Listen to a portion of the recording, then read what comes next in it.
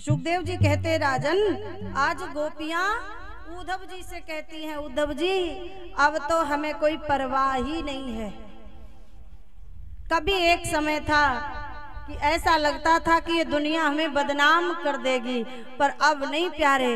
शर्म अब बेच खा बैठी, शर्म अब बेच और खा बैठी, जो होगा देखा जाएगा। जोर से बोलना पड़ेगा, जय जय श्री। गोपियां कहती है गोविंद अब हमें कोई भय नहीं है, अब ये दुनिया वाले खूब कहें जिसे जो कहना है। उद्धव जी बोले, ओहो तब तो तुम बहुत बड़ी भक्त हो भगवान की। हाँ हाँ मैं बड़ी भक्त हूँ, तो फिर अगर इतना ही प्रेम है तो चली क्यों नहीं जाती? भाई वो नहीं आ पा रहा है तो तुम चली जाओ और मिलकर के आ जाओ। गोपियां कहती, उद्धव जी जो उससे दूर रहने में आनंद है वो उसके पास रहने में नहीं है। जब तक वो मेरे पास था तब तक कभी भी हमें यह एहसास ही नहीं हुआ कि कृष्ण है क्या, पर जब वो हमसे दूर हुआ है तब आज हमें मालूम पड़ा कि वो हम गोपियों के लिए क्या था। जो उसके इंतजार में, जो उसके विरह में रोने में आनंद है महाराज, वो उसके पास रहने में नहीं। जब तक वो पास था तब तक तो हम शिकायत ही करने जाती रही यशोदा के पास। कोई कहती मेरी चूनर फाड़ दी, कोई कहती मेरी मटकी फोड़ दी, कोई कहती है मेरी गैया छोड़ दी, कोई कहती बछड़ा छोड़ दिया। गोपियां कहती उद्धव जी जब तक पास में था तब तक हजारों शिकायतें थी, जब वो चला गया तब मालूम पड़ा कि वो क्या था।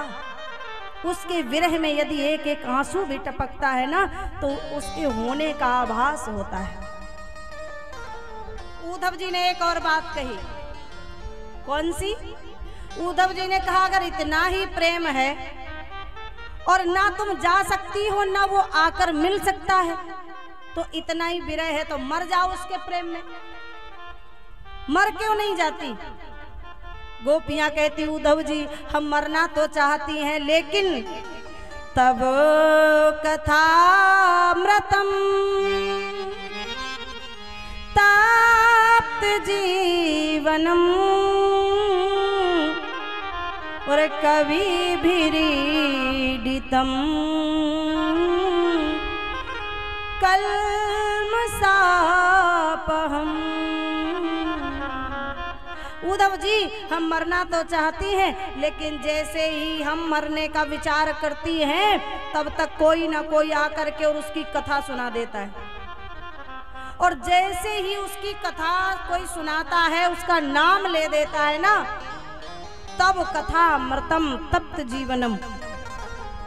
मानो हम गोपियां मर ही चुकी होती हैं और तब तक कोई आकर के कृष्ण की गाथा सुनाने लगता है, तो तब कथा मृतम तप्त जीवनम, कथा रूपी अमृत ये पुनः मरे हुए को जीवित कर देता है। हम सब मर तो चुकी ही थी, लेकिन जब कृष्ण की कथा सुन लेती हैं तो पुनः चेतना आ जाती है। बहुत समझाया है उद्धव ने, पर गोपियों पर कोई भी रंग नहीं चढ़ा। और जब गोपियों पर कोई रंग नहीं चढ़ा तो आज उद्धव जी गोपियों के चरणों में गिर करके क्षमा मांगते हैं और कहते धन्य हो तुम गोपियों जिन्हें कृष्ण का प्रेम मिला। गोपियों ने कह दिया उद्धव जी ज्ञानी होना तो एक सरल बात है, पर प्रेमी बनना एक बहुत बड़ी बात है।